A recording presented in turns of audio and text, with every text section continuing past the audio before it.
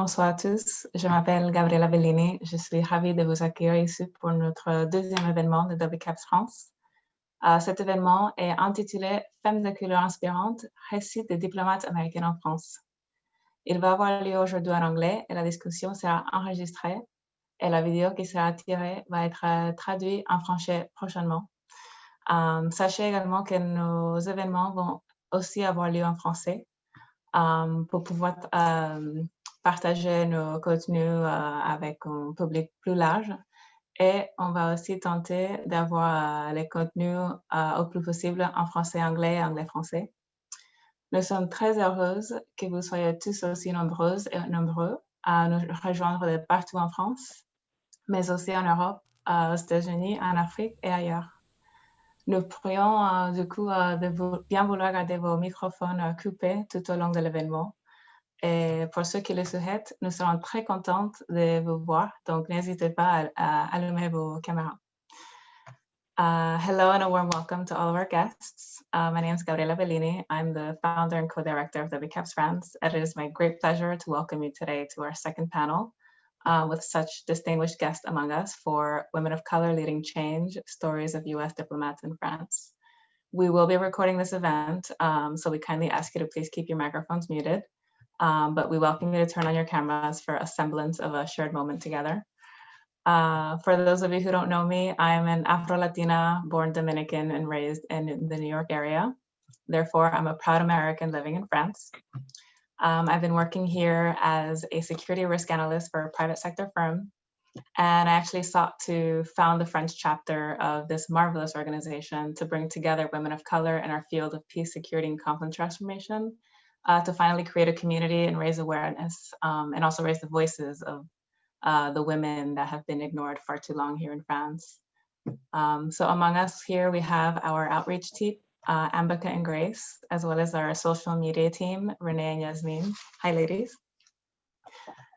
We also notably have Sarah Buhush, who's our moderator tonight, who recently joined us actually as co-director, and I will introduce her briefly. Hi, Sarah. I'm also excited to extend a warm welcome to the Sciences Po community who have joined us via the Junior Diplomats Initiative and other sources. Thank you for your support. I myself am a Sciences Po alumna, and I think one of our distinguished panelists is as well. And just as a quick update for the WCAPS France side, we have a couple of events coming up, including an extension to our launch event, part 2 on how to talk about race in France. That's going to come up in just a couple of weeks, and it will be in French. But please be sure to sign up for our listserv through the link that we'll drop in the comments later on.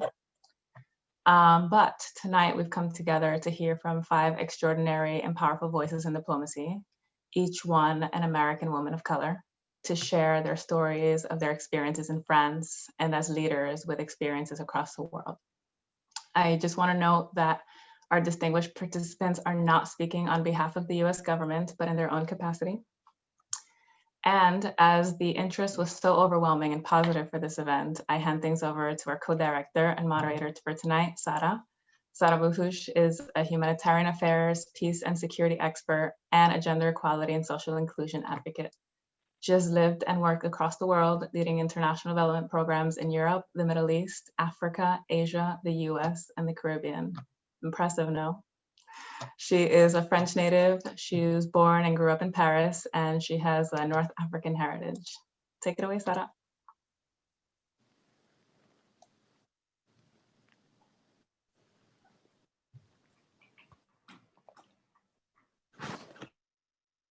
Technical issue. That's the live. Thanks a lot, Gabriela, for this great introduction. We are thrilled to have 5 inspiring American diplomats or women of color for this conversation. With the recent elections, I am sure many of you have burning questions about the US political context. However, this will not be the forum to discuss politics, as I am sure you will understand. That said, though, since WCAP stands for the advancement of women of color in leadership and decision-making positions, in the name of WCAPS France and WCAPS Network, I would like to congratulate the USA for electing the first woman, and moreover the first woman of color, as a vice president. This is history. Kamala Harris is opening a new door and breaking new barriers for more girls and women of color to follow her path, just like our panelists are doing so. And this is why we are here, to hear about the personal stories of women of color leading change in diplomacy, political affairs, and foreign affairs. The event will last about an hour, and we will keep about 10 minutes before the end for questions from the audience. So please feel free to post your questions in the comment box. Saying this, I am happy to introduce our fantastic panelists. Our first guest is Anamika Chakravorty. She is the Chief of Political Military Affairs at the US Embassy here in Paris. Previously, she has served in India, Australia, Jamaica, and Sri Lanka. During her 16-year career with the State Department, Anamika has won awards for diplomatic reporting, negotiating ministerial declarations, and for team leadership. Prior to joining the Foreign Service, she was a civic educator for the nonprofit Close Up Foundation. Can you wave a hello, Anamika, please? Thank you. Our second panelist is Laila Hassan. She joined the political section of the US Embassy in 2018 and currently covers France EU and broader European foreign policy. She was previously responsible for the Countering Violent Extremism portfolio and served as a political officer in Brussels and in Beirut. Prior to her diplomatic career, Laila worked for the Department of Defense as an Arabic language analyst. She is also a WCAP's Advisory Council member since its founding in 2017. Hi, Laila. Our third panelist is Vana Lavery, who currently covers counterterrorism, violent extremism, and law enforcement within the political section of the US Embassy. She spent her first year in Paris as an exchange diplomat at the French Ministry of Foreign Affairs. Her previous assignments include Washington, D.C., Afghanistan, Lithuania, and Argentina. Prior to entering the US Foreign Service, Vana worked for a nonprofit in Cambodia, and she has a master's degree from Columbia University and Sciences Po Paris. Hi, Vana. Our fourth guest is Megan Salman, who serves as the Deputy General Services Officer at the US Embassy. Prior to joining the Paris team, she has been posted in Pakistan, New Zealand, and Albania. Before joining the Foreign Service, she worked for 6 years in managerial roles in logistics and investment banking. Megan holds 2 masters and 3 bachelors. We told you we had incredible panelists. Hi, Megan. And last but not least, our fifth guest is Susan Yanchi, who joined the economic section of the US Embassy in 2018. She is in charge of trade, digital economy, cybersecurity, and she follows China's economic activity in France. Previously, Susan was posted in Burma, South Africa, Turkey, and India. And previously, to joining the Foreign Service, Susan served in Washington covering Turkey, Iraq, and Iran. Hi, Susan. All right, now that we know a bit more about our guest, I'll be asking our first question. So we enjoy starting off our panels with the concept of personal identity and by inviting our guests to share how they identify themselves. Would each of you take a moment to explain how you identify and or what is your background? Who wants to start? Laila, maybe? I have you invited. You have to unmute yourself. Sure. Of course. Well, thank you very much, Gabriela and Sara, and to my fabulous colleagues for joining us on this virtual panel. WCAPS is a great organization, so I'm very, very happy to see it here in France as well. So I guess to answer your question, I identify myself very much as an American, and I think a very American story. My dad is originally from Karachi, Pakistan, immigrated to the States, and my mom was from Kentucky and is Irish-German background. So I grew up very much with a very diverse household. I would say multicultural, multi-faith as well. So I think that's a testament also to the United States for the type of diversity that we have. And so I don't necessarily say I'm one or the other. I tend to say American, and the inevitable questions maybe follow, but where are you really from? I'm sure we'll get to some of that later on when we're talking about our backgrounds, but I always just start with American. Thank you. Thanks for your insight. Very interesting that the idea of having multiple identity and keeping being told and asked our real identity. Well, maybe, who wants to go next? Anamika, maybe? Sure, thanks so much, Sarah. So I would say I identify as a first-generation American. I was born in the States, but both of my parents are from India. And in addition to being Indian American, I would say there's also sort of a regional affiliation. So I would identify as Bengali American specifically, because my parents are from West Bengal, which is a region in India that shares a language and a lot of culture as well with Bangladesh. Before partition in India, my family had been in Bangladesh. They moved at partition and were there when they migrated to the States. And so my dad came to the US to go to university to do postgraduate studies. He and my mom had an arranged marriage, and that's why she moved to the States as well. And I was born and grew up in California, but have always been able to have that cultural tie through language, through food, through visits. My mom actually moved back to India in 2005, around the same time, just shortly after I joined the Foreign Service. And so being able to keep up those ties and have that sense of hybrid identity and really like the best of both worlds has been a nice thing. So interesting. Thank you, Anamika. Megan? Thank you so much again for the opportunity. And I have to say, I know all of these wonderful women, but it's so wonderful to hear more about their backgrounds as well. We should have done this earlier, ladies. So I, like with Anamika and Laila, I identify as American first. Both of my parents were born and raised in the States. My father is African American. What I find interesting is that my mother is a German through and through, but my father's family came, we traced the boat that they came on in the 18th century. They actually predate my mother's family in the States. And so my family is from a lower socioeconomic background, and both of my parents had to fight their way to getting their degrees and achieving their education. And so definitely not first generation American, 15th generation-ish American, but had a very different experience based upon the fact that half my family is African American and have had a very distinct experience in the States that still carries with us today. And my mother's family is very rural. My mom was one of the first to actually move out of her small town. So it is a very unique living where I am now. I married a Frenchman about a month ago. Where we've come or where I've come based upon where my parents started is fascinating. So Fascinating. Thank you so much for sharing, Megan. Suzanne? Yeah, great. Thanks so much for hosting this panel. Really looking forward to our discussion tonight. So I'm, like my colleagues, I'm an American. I was born in the United States.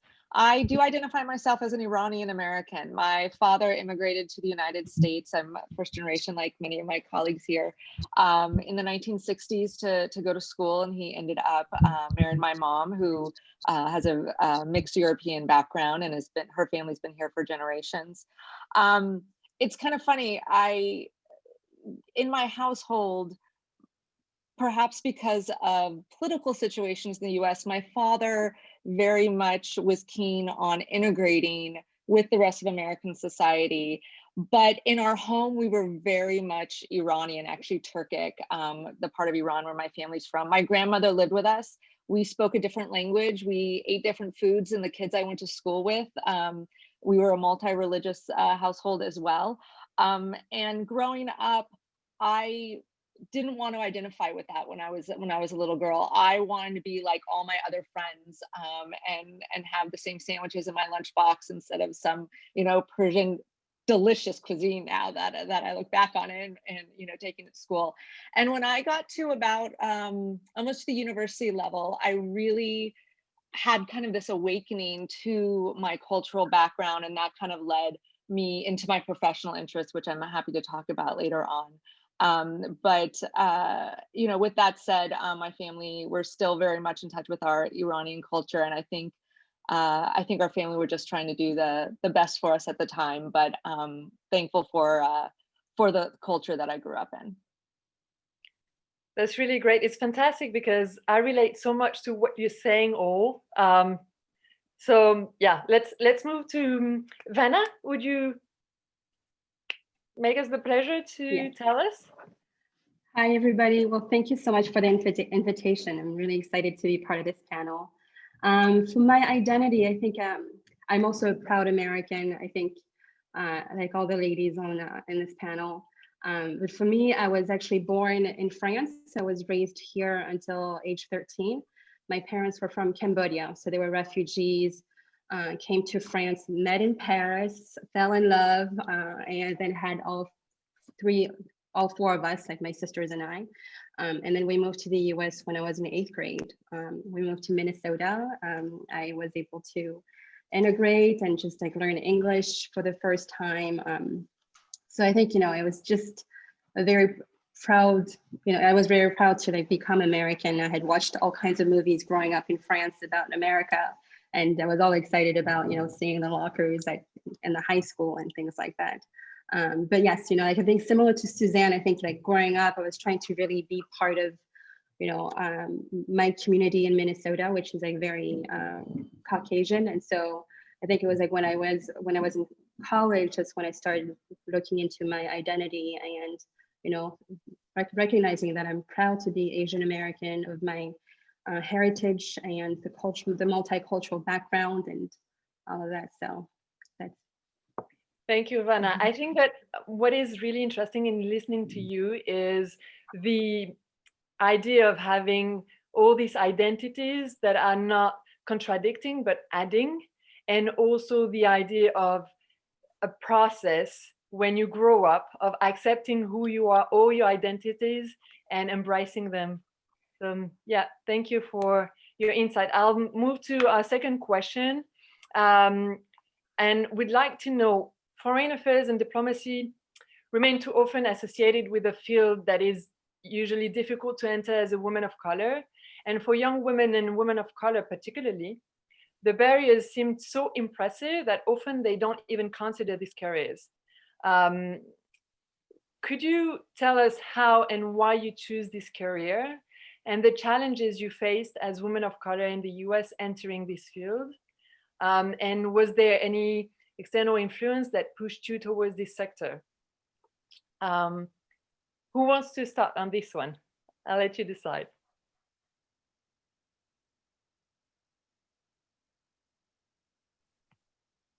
Okay, I'll go. I'll jump in. So my story is a little bit maybe unusual in that I've known for a very long time that I wanted to consider the Foreign Service specifically. And one of the reasons for that is actually the family background that I talked about. So in India, the education system is quite different. You know, sort of by 10th grade, you decide if you're going to go into liberal arts or commerce or the sciences, because that's how you prepare for university.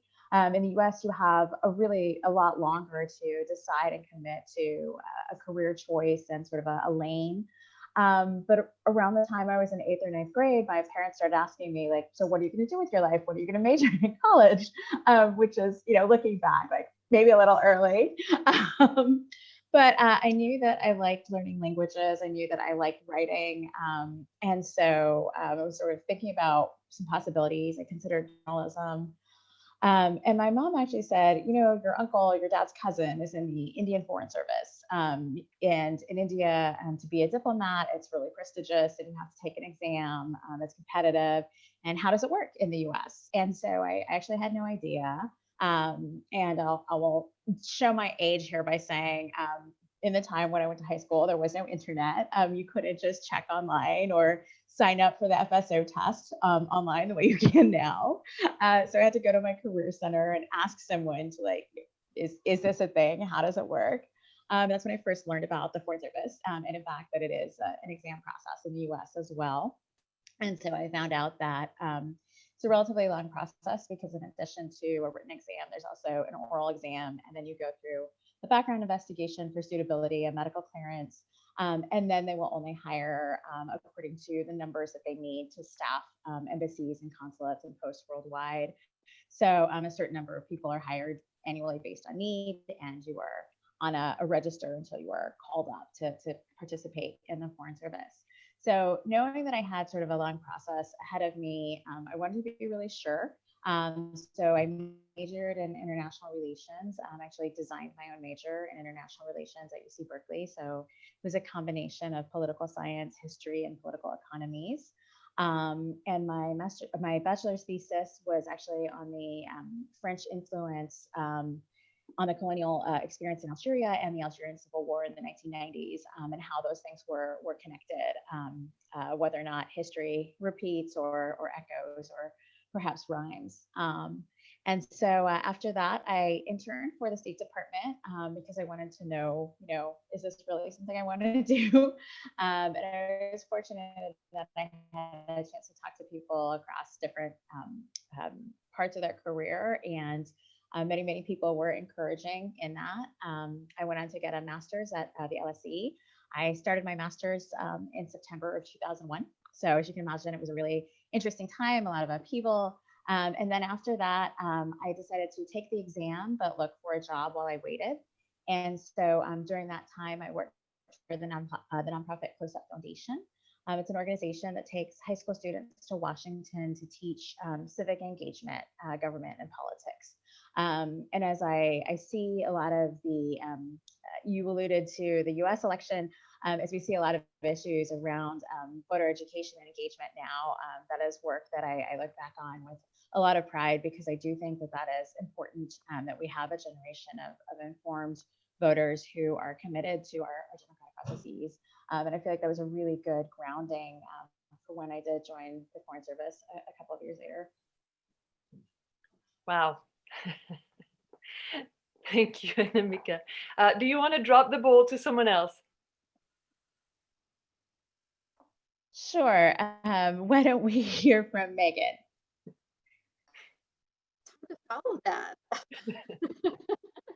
My story is it's not nearly as cool, but growing up, I always had a sense of bar sickness, and there's actually a German word for it that I butcher every time, but I tattooed it on my foot because I believe in it so much. I've always had a desire to just to travel, to get to know other cultures. My parents talked about it even when I was very young, that when I was 8, I wanted to go to China. That's all I wanted to do. And so for years, I would tell people, yes, I'm going to go to China next year. My parents are doing it. So it started very young for me. I can't tell you why or where. My parents were not travelers. They'd gone to Canada, and that was a big deal.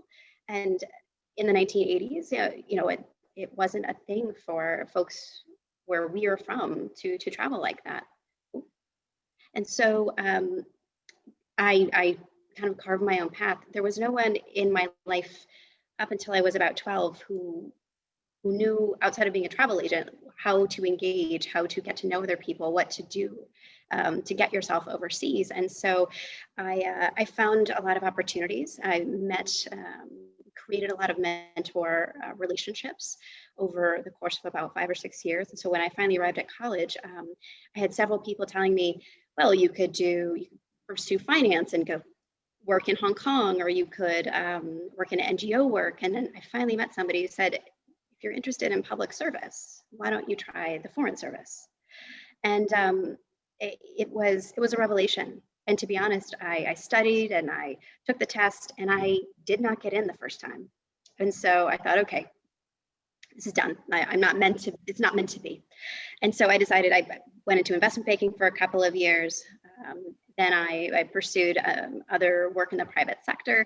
And a good friend of mine said, hey, I'm studying for this test. Would you try, to do this with me? And so I did, and I got in. We both got in, but I jumped in. I've loved it ever since. It's satisfied that need that I have to explore, to connect with other cultures, to represent us in a way that I don't feel that we've always been represented, or at least growing up that I saw, and to help others change the way that they look at U.S. diplomacy and U.S. diplomats. In fact, my own husband said, when we first met, he's like, I've never met a brown diplomat before. Like, are there many of you? And it was our second date, and I was like, I don't know you that well. But I think it was representative of the fact that even now, even amongst people our age, it's still a little odd and a little, and I'm thankful and grateful for like the women who are serving on this panel with me and our mentors in the Foreign Service who've kind of carved this path and just made it more accessible for us. But long answer to a short question, it wasn't, the Foreign Service wasn't necessarily the goal, but that exchange of cultures, that desire for knowledge and the connection was. And so combined with public service, it's just been a really, really wonderful way to spend my working life. Thank you, Megan. I'll let you drop the ball to someone else if you don't mind. So Laila's in the little box off to the right for me, so I'm passing it off to her. Thank you, Megan. I guess a similar story is from Megan and a little bit from Annemieke as well. So I wanted to do this for a very long time, and I will also date myself. Madeleine Albright was the first female Secretary of State when I was in middle school, and at that time I was traveling a lot. Like I said, my family, a lot of family overseas, and we went and visited cousins in Egypt quite a bit. And so I loved the opportunity to travel and then come back to the States, and really piqued an interest for me. And then seeing a woman in such a leadership role, I rapidly, a little geekily followed her career and was kind of obsessed with the idea that you can, be around the world and sit at these tables with generally a lot of men, but like really kind of breaking those ceilings to have a woman's voice at the table. So I guess a little bit of a young feminist on that role, on that part. So I kind of researched what she had studied. She had a very non-traditional path, but saw international affairs also. So I begged and pleaded with my parents. I grew up in Arizona, so I convinced them I really wanted to go to school in Washington, D.C., that was where I needed to be, and took quite a bit of convincing to let them send me cross country. But I did, and I'm so grateful. I went to GW and studied international affairs there. But the third week of my freshman year was 9/11. And so that was a really formative, obviously, time for every American, but around the world, of course, or everyone. But being in Washington, being a young student, we could see the smoke from the Pentagon. And going back to kind of what Suzanne was saying, I grew up in a family very much American, really wanting to integrate. Also, my dad was very much of that mindset as well. And so I had never, I spent my summers in Kentucky and then grew up in Arizona. So like it was very small town. It was so being in DC right when this happened was an eye opener, but also I became very cognizant of my last name, Hassan, and that was not always in the best way, I will say. A lot of people, I got a lot of reactions. You've got family in the Middle East, you have a lot of family in Saudi, are you guys terrorists? On and on. And I was studying the Middle East, and I was studying Arabic before 9/11 started, but also this kind of sparked an interest for me, and also wanting an opportunity to understand why people would do something like this to our country, but also to understand, like, to explain that there are so many Americans who look like all of us on this panel, who have stories like us on this panel, and that we need to have our voices out there. And so it took me a while to get to the Foreign Service. I was recruited out of undergrad to work for the Defense Department, and I did a lot of Middle East and Arabic work for them for a while, but then brought myself back to the State Department, to the Foreign Service, because really for me, it was this people-to-people interaction. It was taking our stories, our diversity, the face of America, the fabric of our nation, and bringing it overseas. And as I alluded to earlier, I have always, like, where are you really from? Or as Megan said, really, you're a diplomat? I had one person at one of my postings, and I was at an official event as a representative, and she kind of looked at me and she was like, but your face, and like she did the whole hand gesture, and I was like, oh God, I've got food on my face, or I've got something in my teeth. Like I was super self-conscious. She's like, but you don't look American. And I was like, oh, like, and having like constantly having to remind people, which, subconsciously also then makes you not second guess your identity or as an American, but always feeling the need that you have to go one step further to sort of prove, no, I'm an American also. This is what it means to be an American. And one person is not more American or the other. That's the beauty of our country. We have these amazing backgrounds. So I've been doing this, I guess, for about 10 years now. Been this past 15 years in government, also dating myself a bit. But yeah, it's a real privilege for us to be able to show our backgrounds and our faces to the world, because this is what America looks like.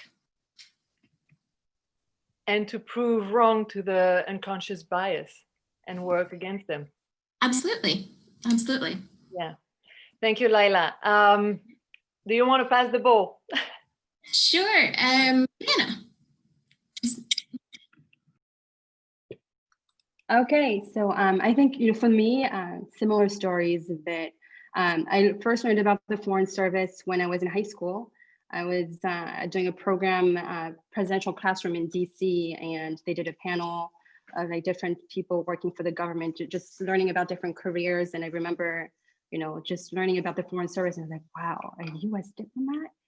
And at the time, I was like, there's no way I would ever become a US diplomat. So I just thought it was amazing and unreachable. And then when I went to college, I became an idealist. I was really hoping to make the world a better place. So after college, I went and worked for an NGO working on human rights. I was working against human trafficking of children in Cambodia. And when I was there, I had the chance to meet with a US diplomat assigned to the embassy, and he was the human rights officer.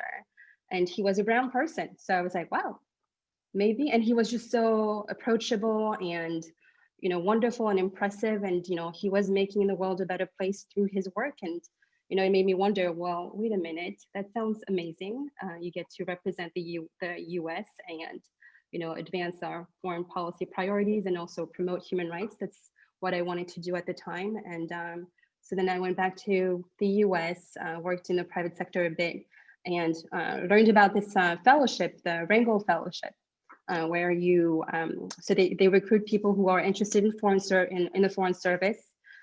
So I got the fellowship, fortunately, and then they pay for your graduate school. So that was also a big perk.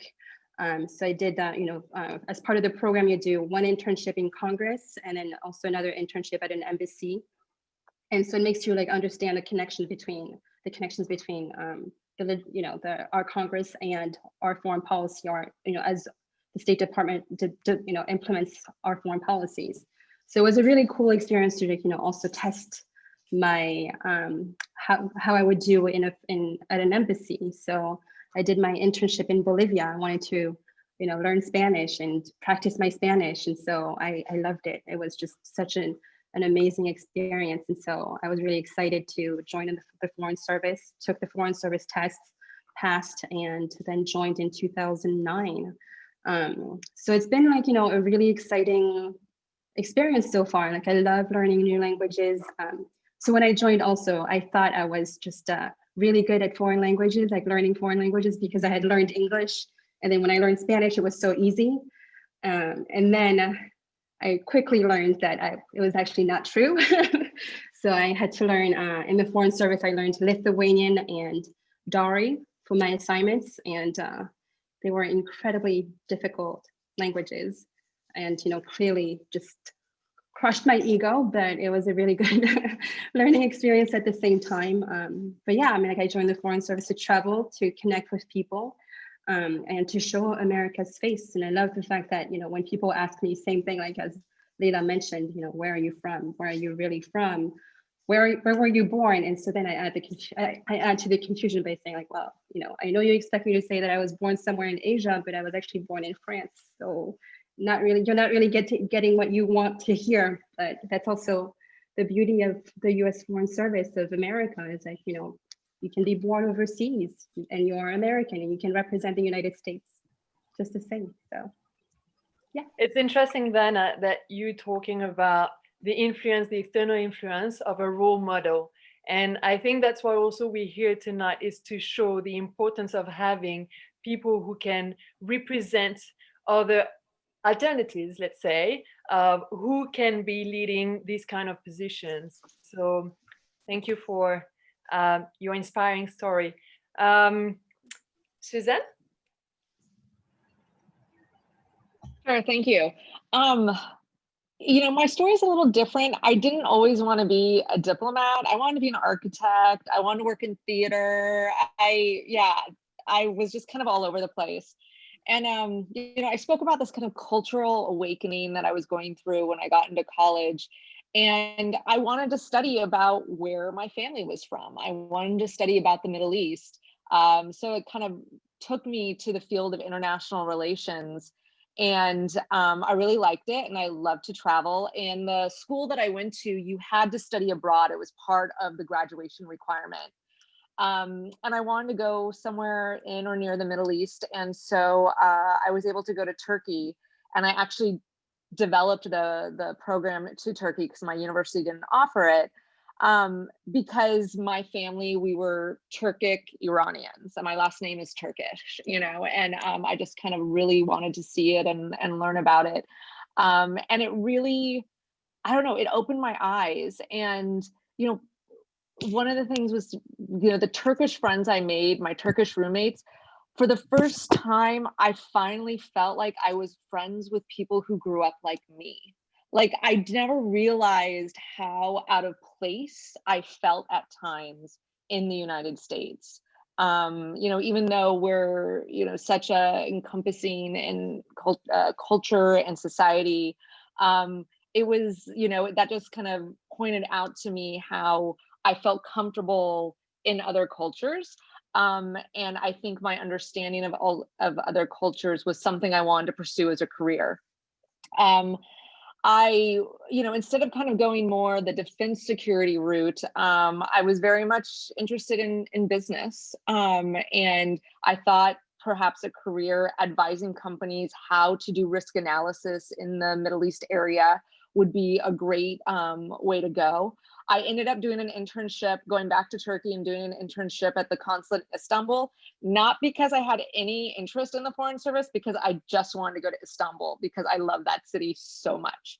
So, ironically, it took me back there. And then I came back to the States after that internship to finish up my master's in Middle East Studies. And I was thinking about expanding it to do a joint MBA program in Middle East Studies, and 9/11 happened. I thought to myself, you know what? You're going to be able to find a job with a master's in Middle East Studies just fine. But, it was really more that I had something to bring and contribute. There was such this feeling in our country that we wanted to do something. Everybody wanted to do something. And I really did feel that calling. But I just wanted to be an expert on Turkey and the surrounding countries, including Iran. And I was able to get a job at the State Department, but not in the Foreign Service, as a domestic employee, just kind of with that focus. And the more and more that I worked with Foreign Service officers, I realized there was a little bit more that I wanted to do. And I really saw that connection between economic security and national security. And it's an exam process. And I took the exam and got in, and we have different tracks in the Foreign Service. So I chose the economic track because not just because of my background in economic development, but because I do think that our economic policy is so key to our international security policy. I would say, you know, the challenge through that career path I felt at times was my kind of being doubted by people because of my background working on those countries. I felt like I had to flaunt my master's many times because people thought I was just there because I had the language skills and I had some sort of a bias. And I had to show, no, I actually do know what I'm talking about. So I would say that in some way was a challenge, but it also opened up doors to me.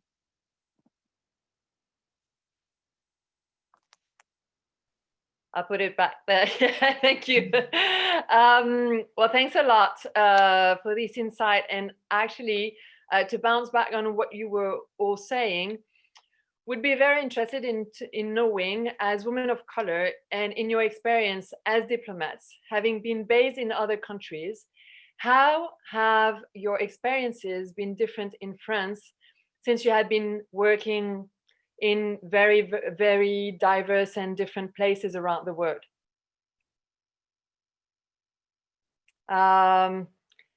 Maybe Vana, would you like to start? Sure. I think, you know, for me, it's kind of, there's an easy answer because French is my native language. So I think for the first time, I'm in a country where I'm really comfortable with the language. Whereas like, you know, in my other posts, I learned the language. I was relatively comfortable with it, but not as comfortable as I am in French. So it's been exciting to feel like very competent in the language. And I'd say too, is that, you know, it feels like, in a way, coming home because so much of it is familiar. And, you know, like you mentioned in my bio, I studied here as well. And so I think, you know, France is also like a 4-year tour for me. So whereas like normally we do 2 or 3 year assignments, but for me it's a 4-year tour. So I get to really, you know, learn about France from a different lens this time around. You know, not as a child, not as a student, but as a diplomat now, and sort of like looking at ways where we can, you know, we have shared mutual interests and, you know, find ways to work together more effectively. And I think that's been, you know, really exciting. So I think, you know, like that's in general, like the big difference between this post and my previous post. What about you, Anamika? So my first few postings, I could have pretty easily passed for a local, right? My first assignment was in Sri Lanka.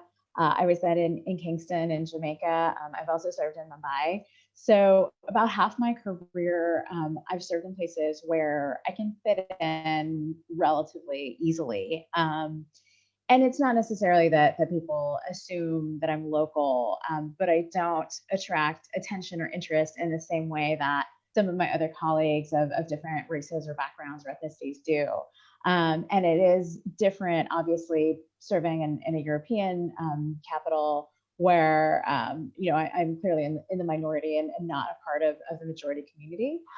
So that's a little bit different. And it's something that I think I didn't think a ton about until I got married. And my husband is Caucasian, he's from Mississippi. And when we were posted in Mumbai, he really felt noticeable.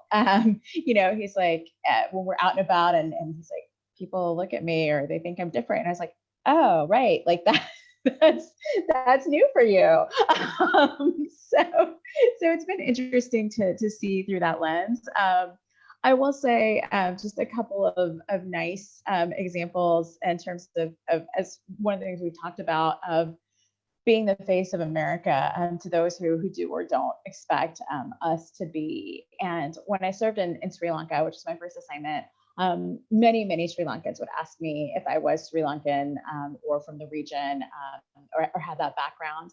And I had a counterpart at the Sri Lankan Foreign Ministry. And we had known each other for several months and spoke for work often. And one day we're chatting and I said, oh, I'm planning to visit my mom in India. And he said, oh, is your family background from India? And I said, yeah, you're one of the very few people who's never asked me that. And he said, well, I've worked with Americans when I've been posted to other countries, and you all seem very diverse, and you seem to look like, you know, people who make up your country. And I really, really appreciated hearing that, because I love thinking that that is the impression others have of our service, that the people who make up our country are representing our country overseas. And that's a really good feeling. Awesome. Megan, maybe? Sure. It's so funny that I'm following Anamika, because I was just about to say that in comparison to my previous post, this is the first post that I've actually kind of passed in the sense that France is so diverse, and you do have a lot of folks who are of mixed backgrounds. They're similar to mine.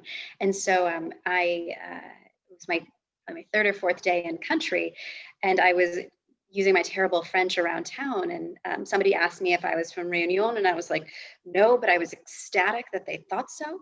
And so at my previous postings in Pakistan, in New Zealand, and Albania, I looked like no one. And so the question constantly arose, are you American, or what are you, and how did you get here, and can we trust you, essentially, was the underlying question.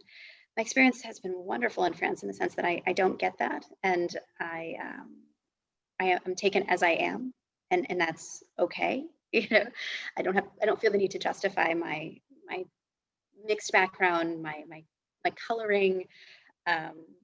Yeah, it's been lovely, and so it's fascinating to have these mixed experiences, even amongst U.S. diplomats in the same country.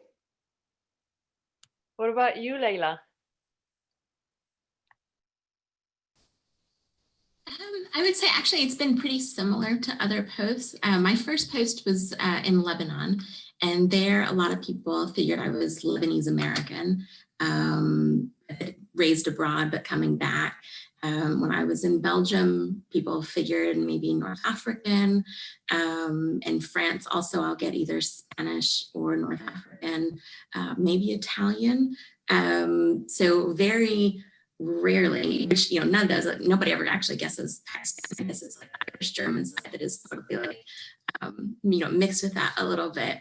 But nobody, until I open my mouth, I mean, very American once I start talking. But on that vein, I was at an embassy event presenting myself as a political officer, and this was not necessarily here in France, and was meeting with some American guests from the States, and we were talking about a program, and this was when I was working in countering violent extremism work and talking about outreach to different communities. And anyway, at the end, just chatting with one of the guests, and she turns to me and she's like, well, where are you from? And I didn't even get a chance to say Arizona, because she followed it up with, because your English is so good. It's like, well, it should be, because it's my native language. I hope it is. We'd have some problems if it wasn't. So I think there's always, never necessarily with like malicious intent by any means, but I think, you know, it's human nature to want to put people in boxes. And like, I think there's always a curiosity. It's like, well, but I can't figure you out. You don't really, you know, you're not here or there or whatever. And so then you add the diplomat layer on there, and it's like, what? That's just, I mean, that it messes with a lot of perceptions. But I think it's also really, it's really fun sometimes to, as we've talked about, to be able to present this this image to challenge those stereotypes. And also, just one last anecdote is I was talking with a group of young Belgians, mostly of Moroccan origin, but third generation. And we were talking about growing up, and you know, my colleagues have all talked about kind of these mixed identities and whether or not they're competing or whether or not they're complementary. And they were, I had never really thought of myself as a role model for that kind of an identity, but the teacher came up to me afterwards and was like, this is something that a lot of the kids here maybe just could never imagine. And just by your existence with the identity that you carry through life, like this is opening eyes for a whole new, you know, generation of kids. And I think that's something that we all do just in all of our work, and our public diplomacy work is so important when we're talking about these stories and these experiences just in our day-to-day. Thank you, Laila. Maybe Suzanne? Yeah, no, I'll just quickly add, what I get a lot of times are people see my name, and especially these days, we all have electronic relationships, email relationships first before the meeting. And when they see my name and then they meet me, I get that, oh, I thought you were, and you could replace that with like 10 other ethnicities. And they may be, they kind of look astounded that I may not look as ethnic as my name sounds. And I said, then they ask, oh, what is your name's origin? I do sometimes get, is it your husband's name? And I said, no, my father is Iranian, I'm Iranian American. And that really, everywhere I have worked, it has, I don't want to say shocked my counterparts, but it makes people pause, because I think a lot of the public don't think of Iranian Americans as working for and representing the US government when we're countries that don't have diplomatic relations. So I really try to seize that opportunity, not that I'm being, questioned of my allegiance, but seizing that opportunity to explain, well, this is what America is, and addressing a lot of those things that we talked about before. So my experience is I try to take that challenge and definitely use it as an opportunity. That's really great. That's really great. I think it's all about that, like turning challenges into opportunities. As we are getting close to the end of this panel, so for our last question, I think it would be interesting to hear some of you talk about actually these challenges, but that you face in foreign affairs and more specifically in diplomacy as women in general. And is there anything that you want to talk about? And also, do you have any advice for our audience, especially the young one who would like to work in this sector? If maybe one or two of you want to take this question and answer. Suzanne? Sure, thank you. It's amazing seeing how many women are coming into the diplomatic corps. The one thing that I do kind of look at is it's still, no matter how many challenges we have overcome in leadership roles and becoming diplomats, there's still a stigma about having a spouse or partner that follows you. I know my colleagues who have female spouses and partners that they have a hard time, especially in our career, giving up a career and following your spouse around. But I feel like sometimes no matter how progressive our society gets, the stigma of your male spouse following you around, it's there.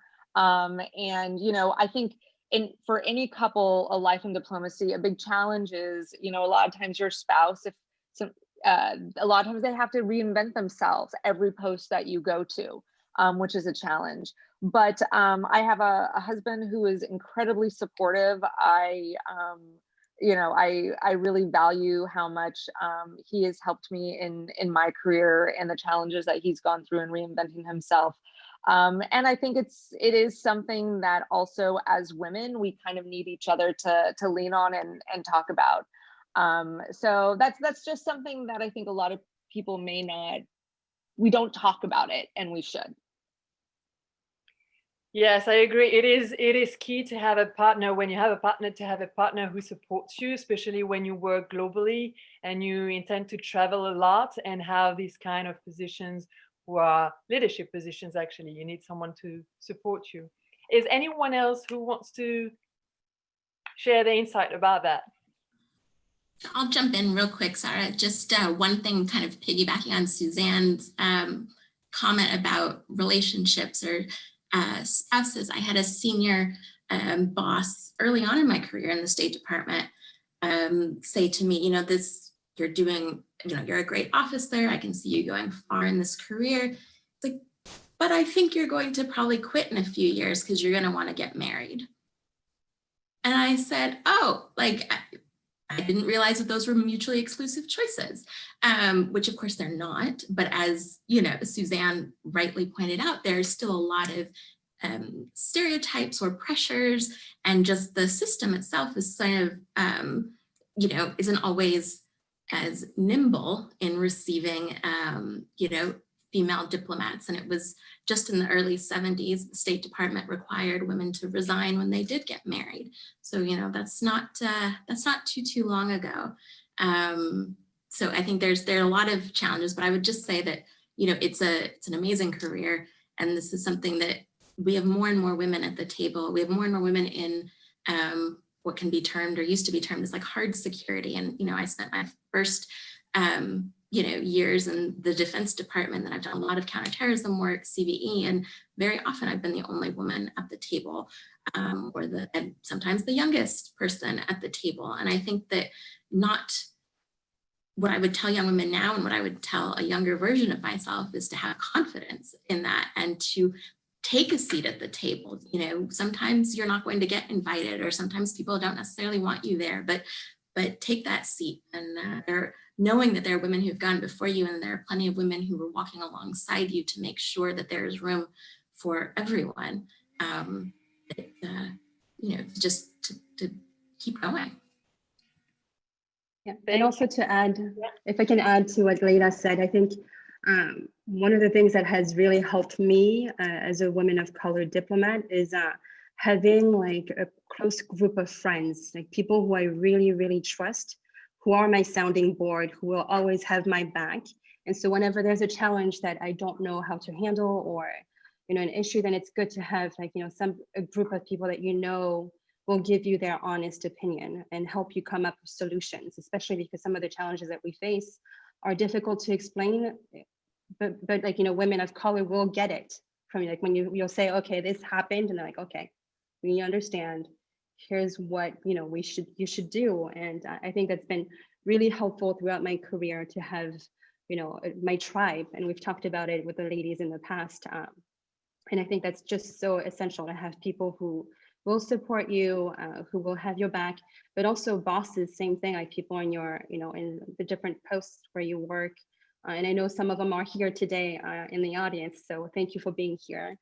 So I think it's just, you know, really helpful to have people who make sure that you have a seat at the table, who will, you know, lift you up and make sure that your voice is heard and you are represented, and you are given opportunities. And so I think that's how we can rise up in our careers, and also find ways to mentor others, and, you know, help others, younger people, the women of color here today. I hope, you know, you will look at our examples and, like, you know, think that anything is possible. And so please do take risks. When I joined the Foreign Service, I didn't think I had a chance at all. When I bid on Paris, I didn't think I would ever get selected. So please do take risks. You know, things can happen. You are amazing, and, you know, don't be afraid. And what I love about what you're saying is that there is also this idea of mentorship. What I like about WCAPS is actually working also on this aspect of mentoring younger women and sharing experiences. So yeah, thank you. And Amika. Yeah, I would just add, absolutely agree with everything that my colleagues before me have said. It is wonderful to have a like-minded tribe. But I would also add, you know, of course, it is wonderful to find that network, those people who understand you.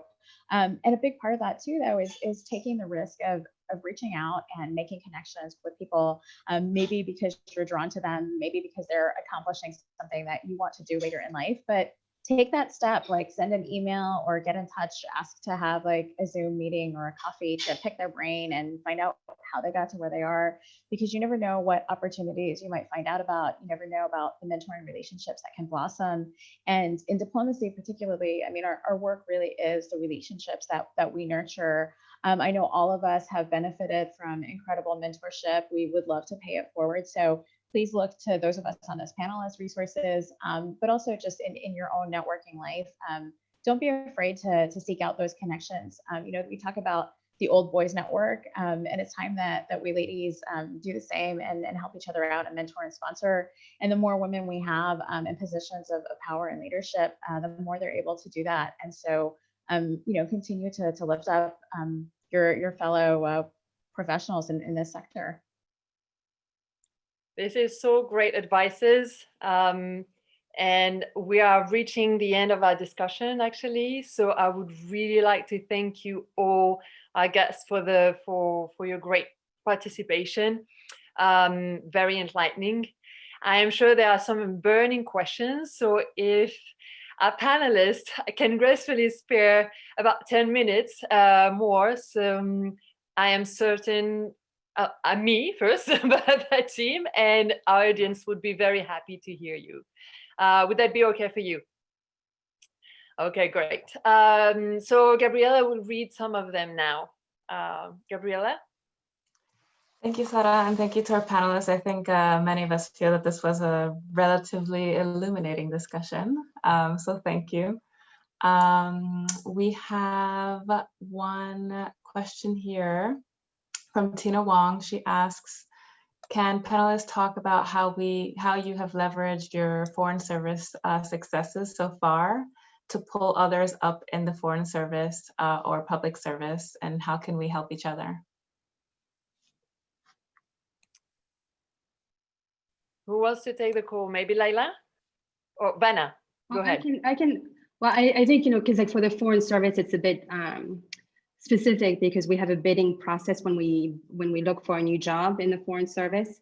And so for me, like, I think what I've tried to do is, for great posts like Paris, for example, like this year, my job was on the bid list. So people were applying to get my job. So I was reaching out to my different networks to really advertise the job and say, especially people of color and other talented foreign service officers, just like, going out of my way to make sure that they were aware that my job was opening up and other, exciting jobs were also on the bid list, and encouraging them to bid on, to apply and consider, serving in Paris. So I think, some of those things, just like using your networks, your contacts, and figuring out like, how do we attract good officers, talented officers who may be more diverse and can bring, their diverse experiences to the job that we do at Embassy Paris. So that's just like one example. I'll let the other ladies add. Someone else want to answer this question? Sure. I think also, in addition to the bid process, in terms of bringing people into the foreign service, so I work with our interns in our political section, and that I think is a unique opportunity to really get to connect with either undergraduate or graduate students who are maybe interested in a career in the foreign service, and hopefully we don't scare them away during the process. But I'm excited that a few of our recent interns have taken the test and are pursuing a career in the foreign service. So I think really getting a chance to meet with folks one-on-one. I've also put a plug in for the WCAP's mentorship program. I did that, served as a mentor for a couple of young women back in the States. Felt for the first time actually being on the mentor side instead of the mentee side was a little bizarre at first. Made me feel a little bit old, but I think it's a really, like you're saying, a really great opportunity to, again, identify especially women of color who might not have thought about careers in this, or who have not seen people from similar backgrounds in this field. It's representation really does matter. And I think reaching out to our own networks and encouraging people that they can do this is really important. Megan? Back on that, and something that Vana was saying, I had the opportunity this last year, to be a part of the selection process for positions in my section. And one of the points of value that I was able, I think, to add is to explain how some of our diverse experiences as women of color, as people of color, can contribute to a more inclusive and diverse, representative workplace. And so being in the room when these decisions are made and having that voice has been first illuminating for me, but also gave me the opportunity to help others who might not share our backgrounds understand what we bring, what we can bring, what our backgrounds represent. So I as we move forward, I hope that as more of us are in the room and can advocate for the best candidates, particularly women, particularly people of color, that we can also act as that conduit or that translator if needed for when hiring. Yeah, go ahead. I would just add, in addition to a hiring process or bringing people into the field, we should, a lot of times you see women competing against each other, and we shouldn't be competing against each other. We should be helping each other. We have an awards nomination process. We should be nominating each other. We, when you see an article or a book written by, a fellow woman or a woman of color, amplify that on social media. We should be taking, even those little steps to further amplify, our fellow women. They've done certain studies that, are men less humble, or, do men, promote themselves more than women do? Whether or not that's an issue of risk taking or, just kind of a personality trait, we really should be doing everything we can to help our fellow women and put the competition aside. I've seen just, in this field, that competitive nature. I'm a competitive person, and I really did have to put that aside, and because I'm not going to get ahead if my fellow women are not getting ahead. Amen. If I may. You said it all. Do we have another question, Gabriela? We have one more question, but I'm going to massage it a little bit. I guess I will pose it as, sometimes in your career as diplomats, there are going to be times where you're asked to implement policies that are not necessarily in view with your own personal beliefs. So how do you, I guess, come to terms with that?